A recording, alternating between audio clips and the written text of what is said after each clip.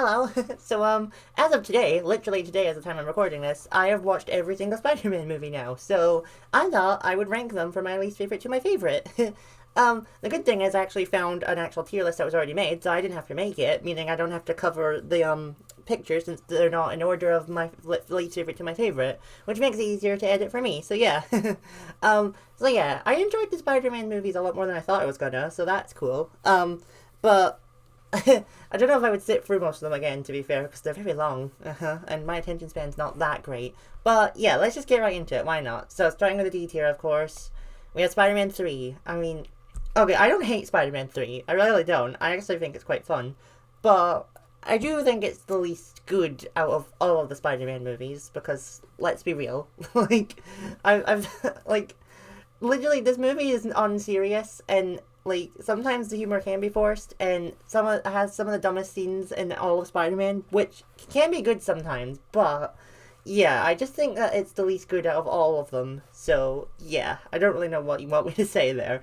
um it's not a bad movie. It's very funny, and the scene when Peter is dancing to himself is obviously comedy gold. But yeah, I just don't really know what else to say. This is going to be an unpopular opinion, but next we have Spider-Man: Homecoming. Look, I actually thought this one was quite annoying. Like, honestly, I did. Like, it's a way better movie than Spider-Man 3, of course, but I just found it kind of annoying, to be honest. And, like, I found, Ned kind of annoying in this one. I even found Peter kind of annoying in this one at times. And Tom Holland's a great actor, so I don't know why that was. Also, this is a problem in all three of Tom Holland's movies, but they love making him strip in the middle of the street, don't they? Like, the other Spider-Mans had, one or two shirtless scenes, but no, Tom full-on strips in all three of his movies, and that's weird. Please stop doing that. But, yeah, I just found this one to be annoying at times. It's a good movie, but, yeah. It also skips most of, all of his backstory, really. Also, it does that really annoying Marvel thing where you have to have seen older Marvel movies to understand what's going on.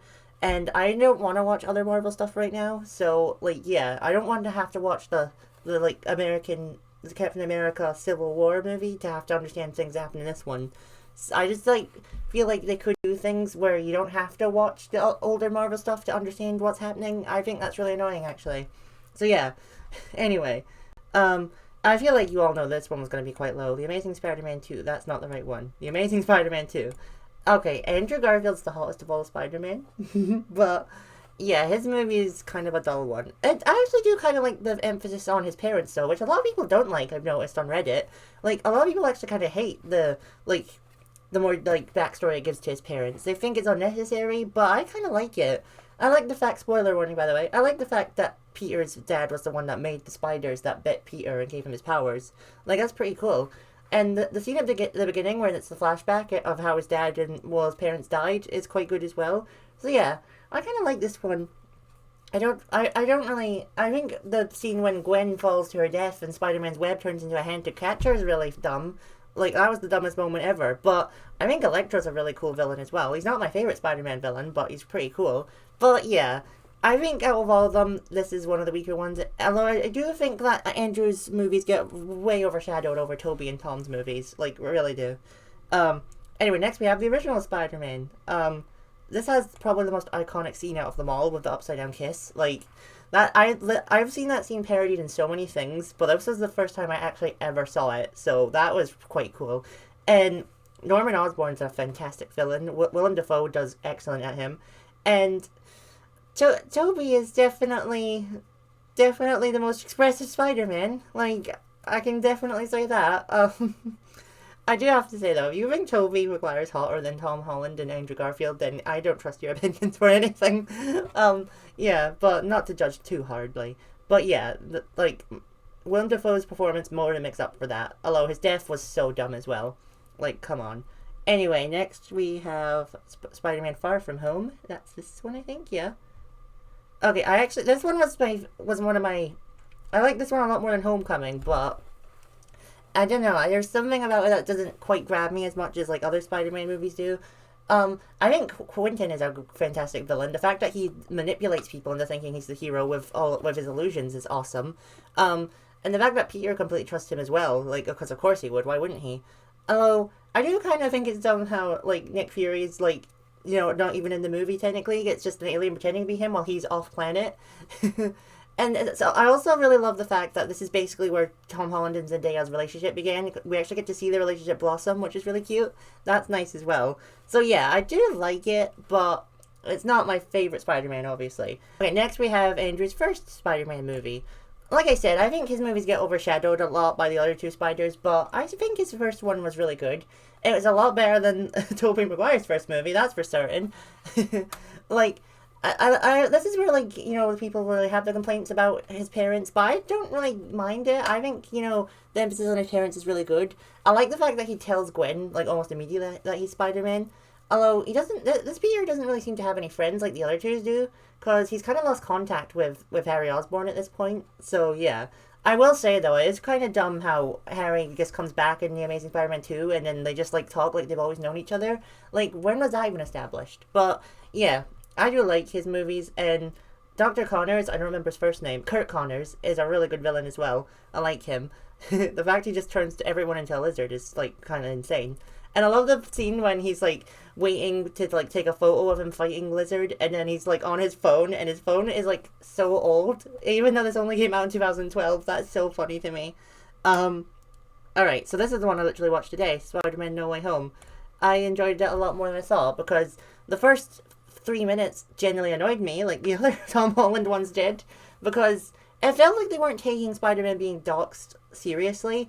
Because at the end of No Way Home, because Quentin dies, spoiler, but he released a video to manipulate people into thinking that he was killed by Peter, and then he doxes him, so everyone knows that Spider-Man is Peter Parker now. So yeah, I just didn't think they were taking that seriously. But then that all changed when all the villains from the past came back. It was really cool to see Doc Ock again. It was cool to see Willem Dafoe again.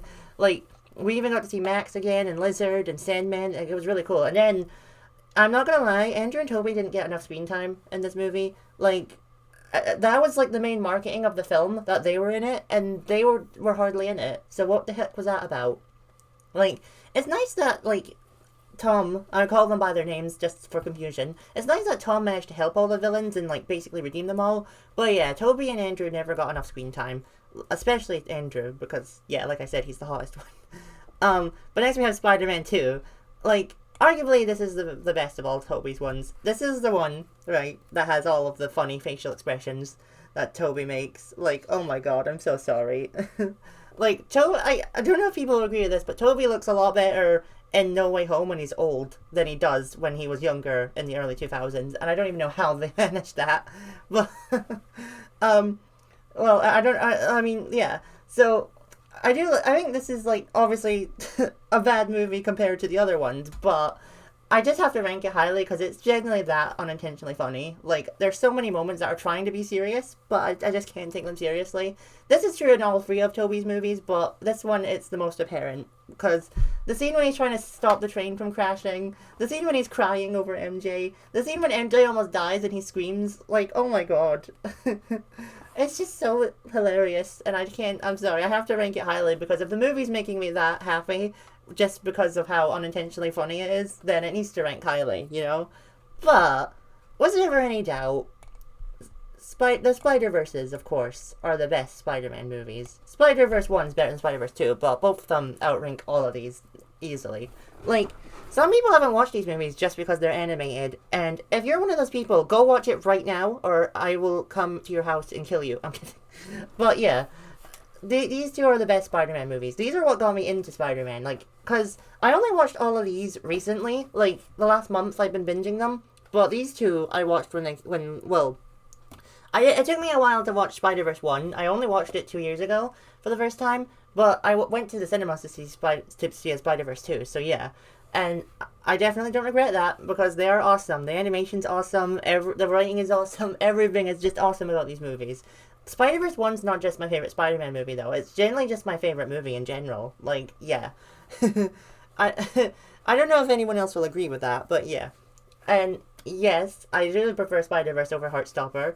I know I say Heartstopper is the best thing to ever come out, because it's my favorite show and favorite book, technically, but Spider-Verse is the best movie, like, the best form of media ever made, so yeah. I love everything about this movie, and I'll never stop loving it. And I know there are still 2 Spider movies coming out, Beyond the Spider-Verse, and then the Spider-Man, what's it called, Best of Days? I think so. But I just thought we had enough Spider-Man movies for me to do this ranking, so I just thought I'd do it now. Maybe I'll do an update video when those 2 come out, though. But until then, that's my ranking of all the Spider-Man movies. Let me know what your favorite is in the comments down below. I have a feeling that most of you will say Spider-Verse, but if you've not seen them, I wonder if you'll say No Way Home. Just because it has all 3 of them in it, because, you know, they really got to cash in on that nostalgia. But anyway, I'm really glad, because I knew I was recording this today, because I think I said last time that I was struggling for ideas, but yeah. Oh, and also last time, I said that I took a picture of a fox in Breath of the Wild, and then I put it on the screen that I couldn't find it. Well, I found it, so there you go. It's on the screen right now. I wanted to add that in just for my clarity. But anyway, I'll see you next time. Bye!